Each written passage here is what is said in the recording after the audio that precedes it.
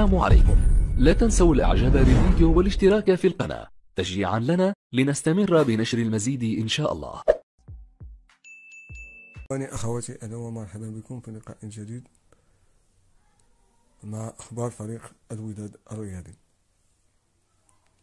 هزيمة الوداد في دور المجموعات أمام شبيبة القبائل سببها فلسفة المدرب النفطي الذي فضل الدفاع عن الهجوم، وهذا ما كان تعود عليه في الدوري الإسباني الذي درب فيه فرق من الدرجة الثانية والثالثة والتي تنافس من أجل البقاء فقط. أما فريق الوداد فإنه فريق كبير ينافس على الألقاب وليس على البقاء والمشاركة.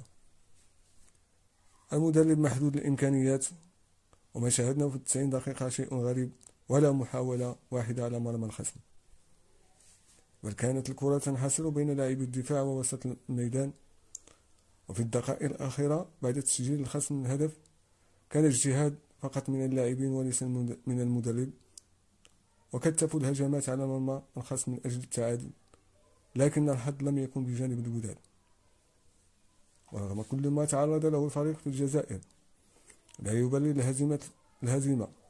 خلاصة القول أن الوداد بحاجة إلى مدرب كبير له دراية بالكرة الإفريقية، ونسخة الركراكي لن تتكرر لأنه يعرف الكرة الوطنية والإفريقية. هذا رأيي الشخصي، فما رأيكم؟ السلام عليكم ورحمة الله تعالى وبركاته.